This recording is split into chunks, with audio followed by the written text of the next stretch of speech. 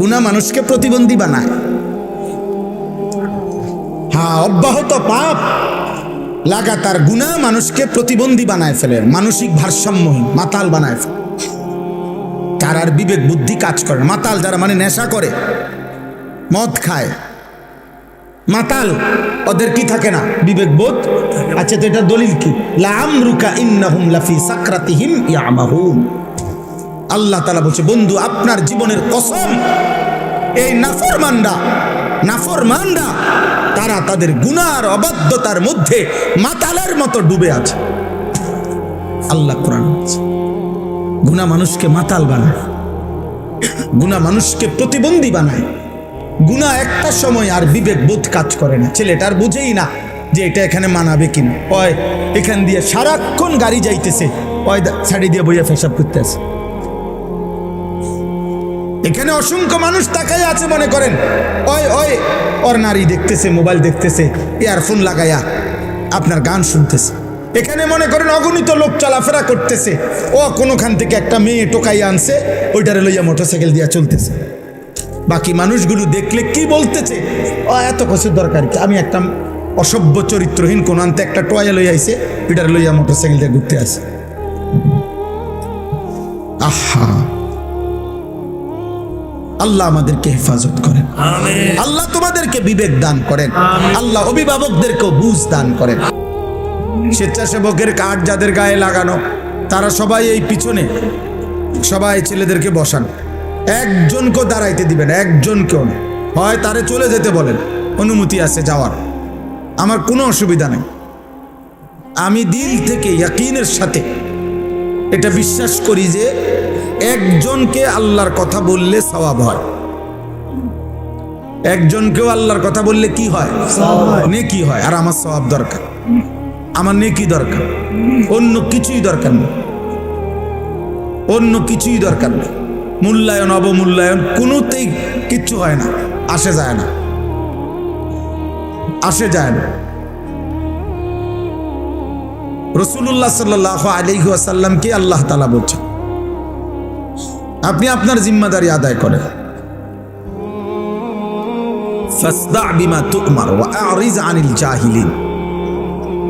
আল্লাহর আদেশ আপনি বলতে থাকুন, প্রত্যেক অজ্ঞ মূর্খ আপনি তাদের থেকে নিজেকে আড়াল করুন, মানে আলাদা রাখুন। কোরআনুল কারীমের মধ্যে আছে, ওয়া ইযা সামিউল লাগওয়া আ'রাযু আনহু ওয়া ক্বালু লানা আ'মালুনা ওয়া লাকুম আ'মালুকুম সালামুন আলাইকুম লা নাবতাগিল জাহিলিন। আল্লাহ বলেন, আমার প্রিয় বান্দারা হচ্ছে এমন, তারা যখনই কোনো বেহুদা কথা এবং কাজ দেখে তারা সেখান থেকে সরে পড়ে। আর যদি তাদেরকে সেই বেহুদা কাজে, গুনার কাজে ডাকে, তারা বলে, না ভাই তুমি তোমার কাজ নিয়ে থাকো, আমি আমার আল্লাহকে নিয়ে আছি। এবং বলে, সালামুন আলাইকুম, আমি তোমার জন্য কল্যাণ কামনা করছি। এবং এটাও বলে, তুমি যতই ডাকো, লা নাবতাগিল জাহিলিন, অজ্ঞ মূর্খ নাফরমানের সঙ্গী আমি কখনোই হব না। তুমি আমার ডাকতে পারো, আমি আসবো না, আমি অজ্ঞ মূর্খ। এই জন্য কোরআনুল কারীমের এই কথাই স্পষ্ট বর্ণনা, প্রত্যেক পাপী মূর্খ, আমি কিংবা তুমি, জওয়ান কিংবা বুড়া, যে গুনাহ করে সে মূর্খ।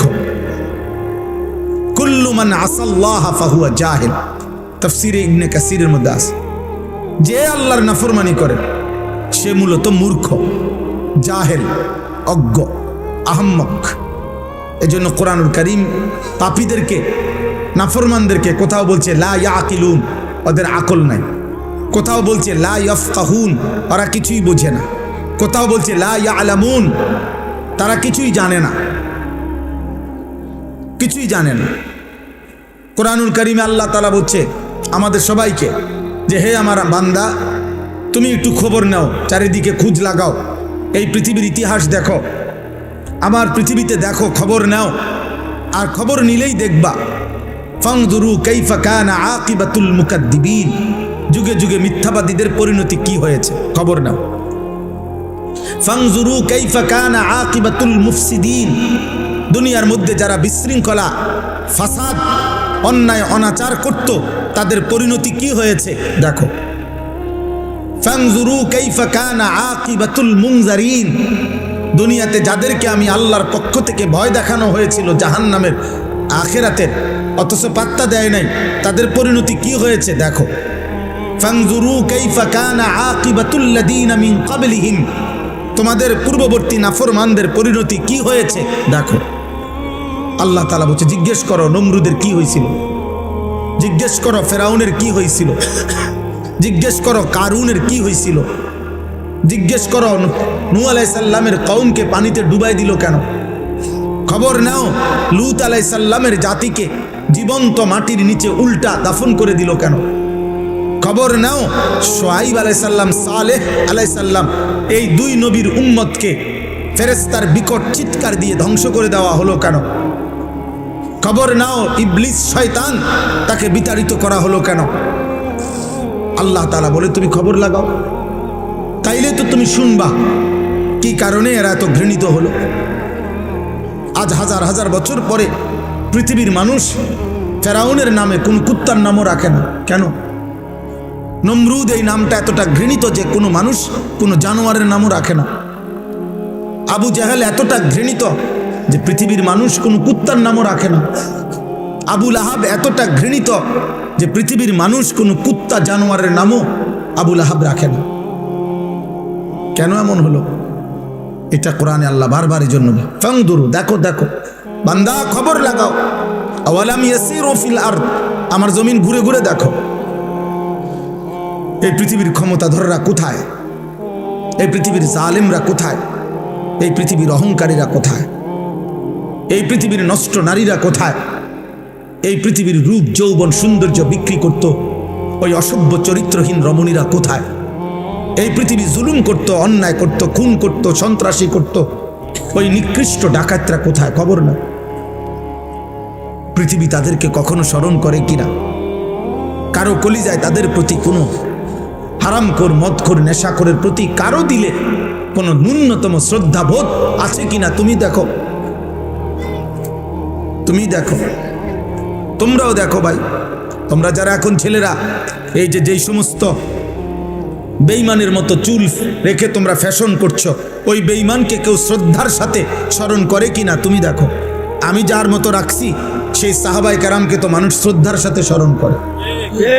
তোমরা যারা দাড়িবিহীন, তো দাড়িবিহীন কোনো মানুষকে পৃথিবীতে কেউ শ্রদ্ধার সাথে স্মরণ করে এমন কোনো ফাসেক তার নাম বলো। দাড়িওয়ালা নবী সাল্লাল্লাহু আলাইহি সাল্লামকে তো মানুষ কলিজা দিয়া ভালোবাসে। দাড়িওয়ালা আবু বকর, ওমর, ওসমান, আলীকে তো মানুষ কলিজা দিয়া ভালোবাসে। তো তুমি দেখো, আমার কথা হইলো যাররা পরিমাণ ভাইয়া ন্যূনতম বিবেক কাজে লাগাও। যে আমি যার মতো সাজলাম তার একটা যুক্তি তো আছে, যে আমার এটা অনুসরণীয় কেন, আমি কেন পছন্দ করলাম,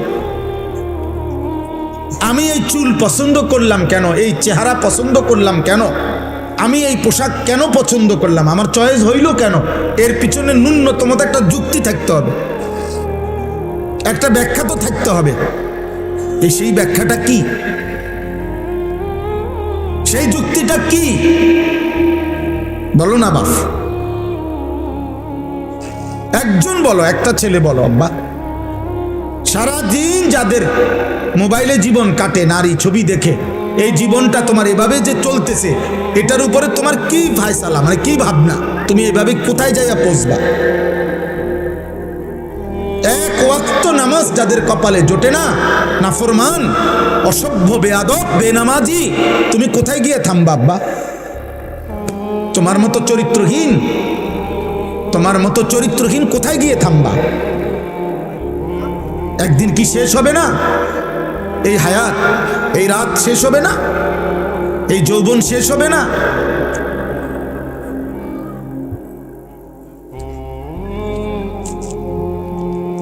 এই জন্য এটা জরুরি।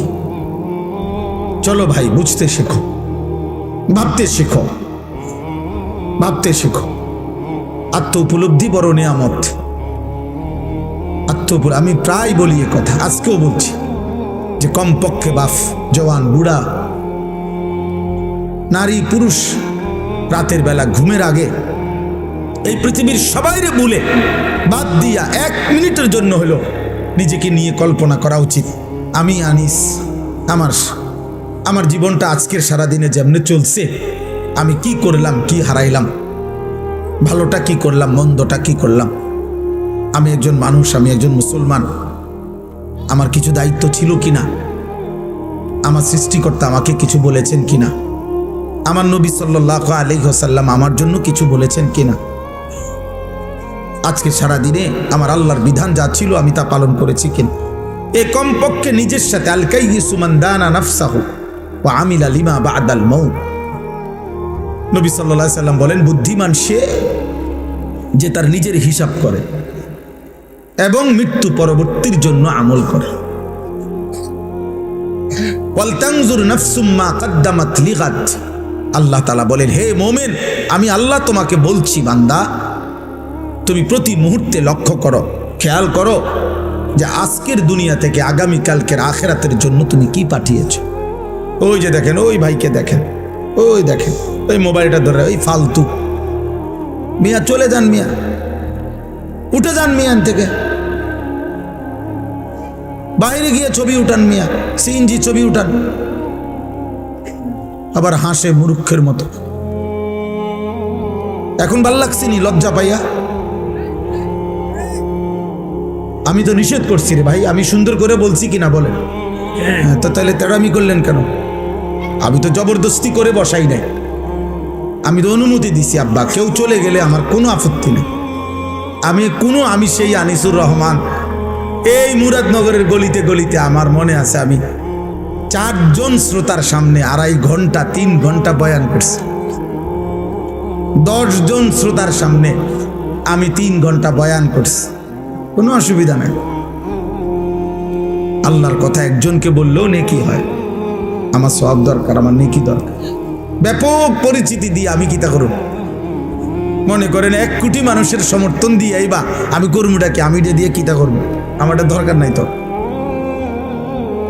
আমি তো কোনো প্রার্থী না, আমার কোনো মার্কা নাই তো, তাহলে আমি সমর্থন দিয়ে করবো কি? বুঝেন নাই কথাটা? আমার আসলেই কোনো মার্কা নাই, কোনো মার্কার পক্ষে আমি প্রচারণাও করি না, তো তাহলে আমি সমর্থন দিয়ে করবো কি? তা আল্লাহ আমাদেরকে বুঝ দান করে। ঠিক আছে ভাই, বাইরে চিন্তা করে না ভাই, সবাই চিন্তা করে কুলায়। আমরা কি পুরা কোম্পানি কিন্তু লয়ে বইছি নি কেন? তাহলে আমরা সবাই চিন্তা করে কুলান যেত। এই যে কয়জন বসছেন এই কয়জনই শুনে। আল্লাহ আমাদেরকে তৌফিক দান করে। আমার ভাই, আমার বাবা, আমার প্রথম কথা এটা, আমি অনুরোধ করছি, একটা মাহফিলে সব বদলায় যাব এমন না, এটা কোনো তাবিজ না, ফু না, কিন্তু আমি অনুরোধ করছি এতগুলো কিশোর যুবক, আলহামদুলিল্লাহ, তোমরা যেমনে হোক আসছো, তোমরা যেমনে হোক ভাল লাগছে, মনে করো এই হুজুরের ওয়াজ ভাল লাগে, এই বক্তার ওয়াজ ভাল, যেটাই হোক, কারণ যাই হোক মনে করো, কারণ তুমি আসছো তো। অতএব তোমার কাছে আমার অনুরোধ, তুমি আল্লাহর ওয়াস্তে, আমার জন্য আমি তোমার কাছে কিছু চাচ্ছি না, আমি তোমার কাছে চাচ্ছি 1 বিন্দু হইল তুমি তোমার বিবেকের সাথে বোঝাপড়া কইরো, যা করছো তা ঠিক কিনা।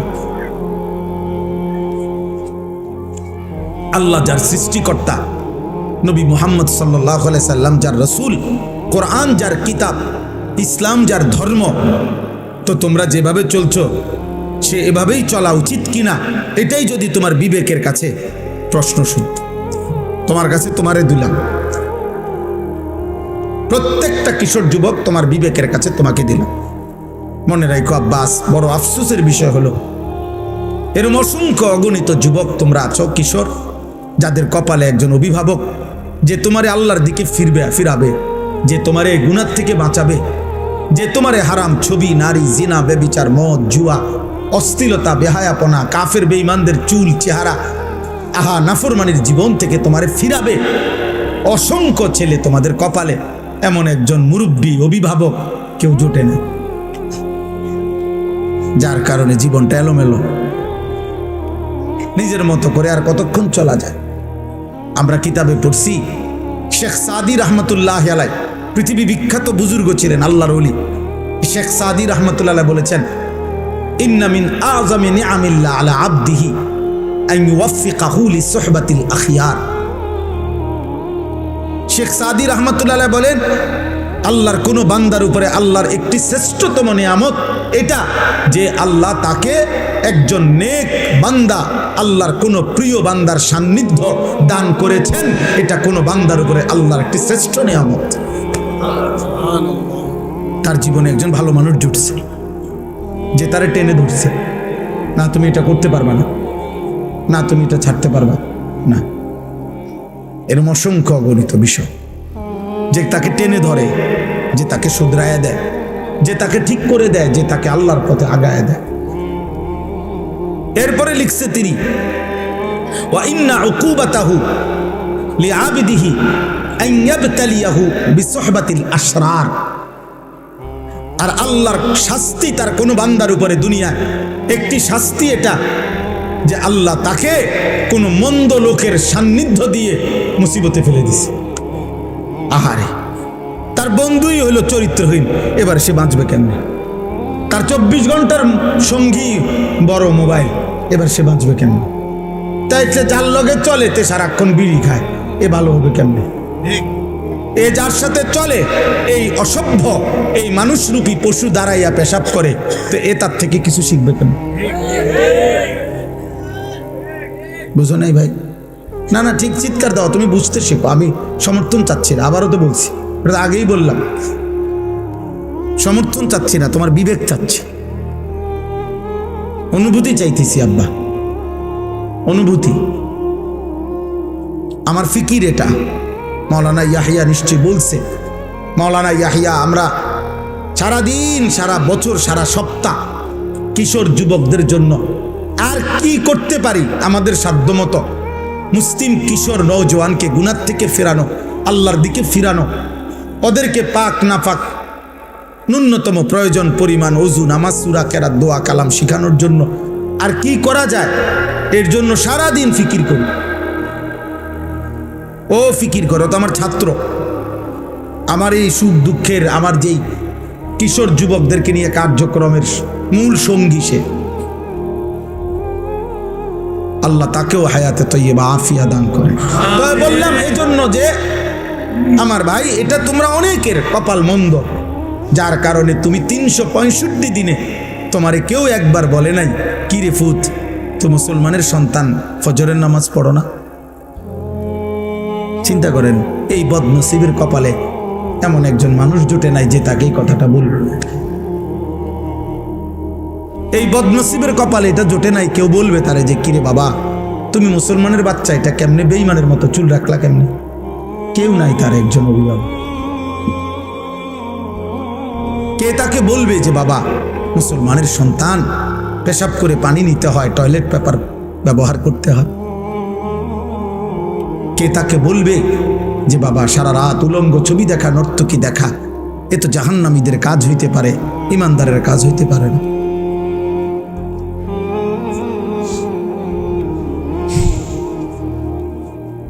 এই জন্য দোস্ত আমার, বন্ধু আমার, ওলামায়ে কেরামের সান্নিধ্য গ্রহণ করো, মসজিদের ইমাম সাহেবের সান্নিধ্য গ্রহণ করো, আশেপাশে নেককার আলেমদের আসা যাওয়া করো, জীবনটা বরকত হবে। তোমার মতো তুমি চইল না, অসৎ বন্ধুর মতো তুমি চইল না, কষ্ট পাইবা। কোরআনুল কারীমের মধ্যে আছে, কিয়ামতের দিন আল্লাহ বলবেন ফেরেশতাদেরকে, উহশুরুল্লাযীনা যালামু ওয়া আযওয়াজাহুম ওয়া মা কানু ইয়াবুদুন মিন দুনিল্লাহ ফাহদুহুম ইলা সিরাতিল জাহিম।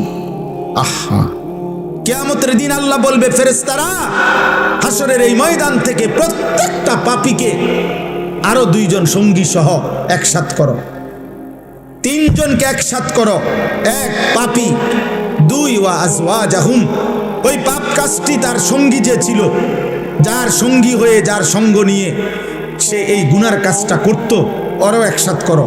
ওয়া মা কানু ইয়াবুদুনা মিন দুনিল্লাহ, এবং এই পাপ এবং গুনার কাজ করতে গিয়ে সে আমি আল্লাহকে বাদ দিয়ে যার উপরে ভরসা করত, আমার নেতা আছে, আমার কর্মী আছে, আমার দল আছে, আমার ক্ষমতা আছে, আমার সম্পদ আছে, আমার টাকা আছে, আমার বাড়ি গাড়ি আছে, আমাকে বংশ বড়, আমার ফলাফাইন আছে, কিছু না কিছু একটার উপরে ভরসা করে, আমার শরীর আছে, আমার স্বাস্থ্য আছে। আল্লাহর কসম, প্রত্যেক পাপী, আমি কিংবা তুমি, পাপ করার মুহূর্তে তার একটা না একটা আস্থা আছে কারো উপর, আল্লাহকে বাদ দিয়া, নাহলে হে নাফরমানি করছে কেমন। আল্লাহ বলবেন ফেরেশতাদেরকে ওরো ডাকো, এই তেনো নাফরমানকে একসাথ করো, পাপী, পাপীর সঙ্গী এবং পাপ কাজে সে যার উপরে ভরসা করছে, যার উপরে নির্ভর করছে।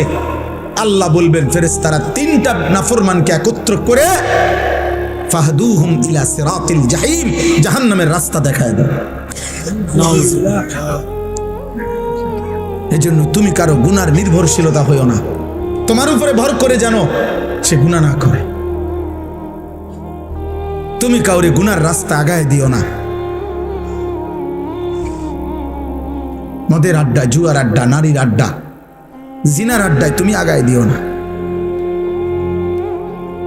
আল্লাহ আমাদেরকে মাফ করে দেন, আমিন। কোরআনুল কারীমের মধ্যে আছে প্রত্যেক পাপী পাপ করার পূর্ব মুহূর্ত পর্যন্ত, ছেলের আব্বা শোনো, প্রত্যেক কবিরা গুনাহ, যে কবিরা গুনাহ করে, শিরিক করে, কুফর করে, মদ, জুয়া, চুরি, ডাকাতি, সুদ, ঘুষ, বেপর্দা, বেহায়া, কিস্তি, হারাম, নারী, ছবি, অশ্লীলতা, গান, বাদ্য, উলঙ্গতা, বেহায়াপনা, আল্লাহর নাফরমানি করে, আল্লাহর কসম কোরআনুল কারীমে সূরা হাশরের মধ্যে আছে প্রত্যেক পাপী পাপ করার পূর্ব মুহূর্ত পর্যন্ত ইবলিস, শয়তান তার সাথে থাকে। যখনই সে পাপ শুরু করে, চোর যখন চুরি শুরু করে, ব্যভিচারী জিনা যখন শুরু করে, সুদখোর যখন সুদের টাকা গনে, ঘুষখোর যখন ঘুষের টাকা হাতে নেয়, লম্পট যখন চরিত্রহীনতা শুরু করে, নাফরমান যখন উলঙ্গ ছবি, মদখোর যখন মদের বোতল হাতে নেয়, শিরিককারী যখন শিরিক করে, মূর্তি পূজক যখন মূর্তি পূজা করে, মানে প্রত্যেক পাপী যখন পাপ শুরু করে, আল্লাহর কসম আল্লাহ কোরআনে বলছে ইবলিস, শয়তান তার থেকে তৎক্ষণাৎ সরে যায়, সরে যায়, শয়তান তার থেকেও সরে যায়। মানুষ তো দূরে থাক, শয়তান পর্যন্ত বলে ইন্নী বারীউম মিনকা, আমি তোর থেকে মুক্ত, ইন্নী আখাফুল্লাহ রাব্বাল আলামিন, আমি বিশ্বাস করি যে পাপের কারণে আযাব আসে, হতে পারে তোর উপরে আযাব আসবে, আর আমি যদি তোর সাথে থাকি ইবলিস, আমি আমার উপরেও আযাব আসবে, এই জন্য আমি তোর থেকে সরে গেলাম, তোর নাফরমানি তুই কর। কোরআন শরীফের আয়াত।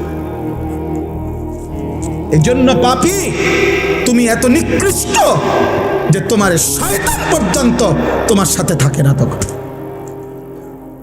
জন্য জিনাকার, ব্যভিচারী, অসভ্য, নোংরা ছবি দেখো, উলঙ্গ নাচ দেখো, সুদ খাও, ঘুষ খাও, কিস্তি নাও, হারাম খাও, জিনা করো, ব্যভিচার করো, মদ খাও, জুয়া খেলো, হারাম উপার্জন করো, সন্ত্রাসী করো, চাঁদাবাজি করো, ছিনতাই করো, রাহাজানি করো, আল্লাহর কসম ওই পাপের মুহূর্তে শয়তানও তোর সাথে থাকে না। শয়তান, শয়তান তোরে থুতু মারে, মানুষ তো থুতু মারবেই, ইবলিস পর্যন্ত তার সাথে থাকে। ফালাম্মা কাফারা ক্বালা ইন্নী বারীউম মিনকা। বদরের যুদ্ধের দিন মক্কার কাফেরদের সাথে ইবলিস মানুষের আকৃতি ধারণ করে, কোরআন শরীফে আছে সূরা আনফালে, বলছিল আমি তোমাদের লগে আছি, ওয়া ইন্নী জারুন লাকুম, আমি তোমাদের লগে আছি, ঘাবড়াইবে না। মুসলমানদের জনবল কম, 313, অস্ত্রও কম, 8টা মাত্র তরবারি, 2টা মাত্র ঘোড়া, আর কিচ্ছু নাই। তোমরা শুধু শুরু করো, 10 মিনিটও লাগতো না, এগুলো ভাগ্যে যাব, আমি আসি।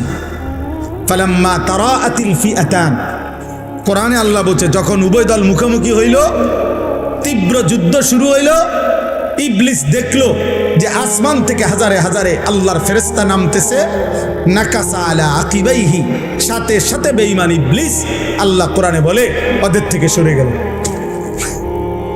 ওরা জিজ্ঞেস করলো কিরে হেতে গো, বাটফার থেকে, হ্যাঁ কোরআন শরীফের।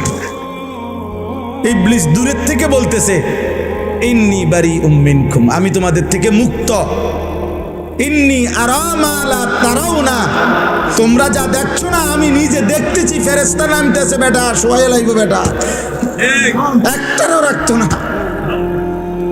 ইন্নী আখাফুল্লাহ, আমি আল্লাহরে ভয় করি, হেতে কয় আল্লাহরে ভয় কর।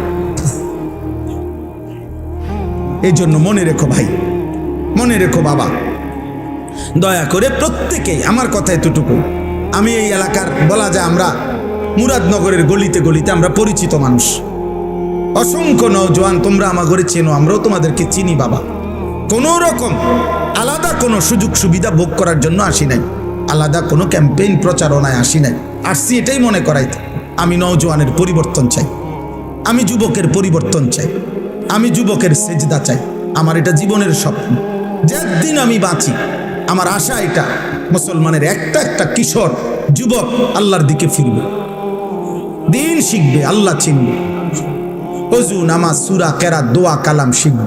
গত বছর আলহামদুলিল্লাহ আমরা 2025 সাল আমার মাদ্রাসা কুমিল্লা ক্যান্টনমেন্ট ময়নামতি সাহেবের বাজারে 2 পরীক্ষার বন্ধে 3 দিন করে 6 দিন আমরা মোট 500-র উপরে ছেলে স্কুল কলেজে প্রায় 11 ঘন্টা করে প্রতিদিন আমরা 3 দিন করে 6 দিনে ওযু নামাজ সূরা কেরাত দোয়া কালাম স্কুল কলেজের ছেলেদেরকে আমরা শিখাইছি আমাদের মাদ্রাসায় রাইখা। তখন মাদ্রাসা বন্ধ ছিল, ছাত্ররা বাড়িতে ছিল, প্রায় 60 জনের মতো বড় ছাত্র এবং উস্তাদ মিলে ওদেরকে ওযু নামাজ শিখাইছি। মাওলানা ইয়াহিয়াই তদারকি করছে পুরা। আলহামদুলিল্লাহ আমরা গত বছর মাদ্রাসার জন্য 118 শতক জায়গা কিনছি। আমার ওই মাদ্রাসা প্রায় 2,62,00,000 টাকা শুধু জমির দাম, মাটির দাম। আশা করছি যে মুসলমানের কিশোর যুবক নওজোয়ান সব শ্রেণীর মুসলমানের জন্য একটা পৃথক বড় মাদ্রাসা করব ওইখানে। আশা আমার স্বপ্ন। কি আশায়?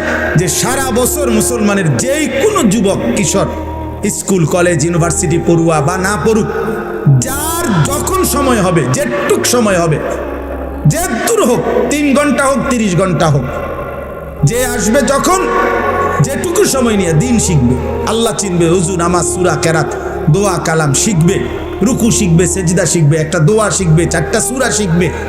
এই আশা নিয়ে আমি ওই মাদ্রাসাটার কার্যক্রম আলহামদুলিল্লাহ শুরু করছি। কিন্তু বড় জায়গা, অনেক বড় স্বপ্ন, অনেক বড় ব্যবস্থাপনা দরকার।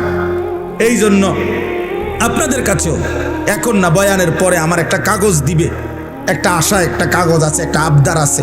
আবদারটা হলো ওই কাগজটার মধ্যে আমরা একটা আবেদন জানায় রাখছি। আমি এটা দেই সারা বাংলাদেশে। আমাদের এই 2,62,00,000 টাকার জায়গায় এক নামাজের মুসল্লা পরিমাণ, জায় নামাজ পরিমাণ জমির দাম, মাটির দাম 4,200 টাকা। তো আমরা একটা নিয়ত করছি যে আমার শায়েখ আল্লামা মুফতি মুশতাকুন নবী কাসেমি হুজুরের পরামর্শে যে কেউ যদি এই 4,200 টাকা দিয়ে এক মুসল্লা জায়গা শরিক হয়, তা আমরা তাকে আমাদের মাদ্রাসার আজীবন উন্নয়ন সদস্য বানাবো এবং সেখানে এই দ্বীনি আয়োজন যা হবে ইনশাআল্লাহ উনি কবরে থাকলেও সদকায়ে জারিয়ার সওয়াব পাইতে থাকবে। ইসলামিক সব গুরুত্বপূর্ণ আলোচনা এবং দ্বীনের জ্ঞান অর্জন করতে আমাদের চ্যানেলটি সাবস্ক্রাইব করে পাশে থাকুন।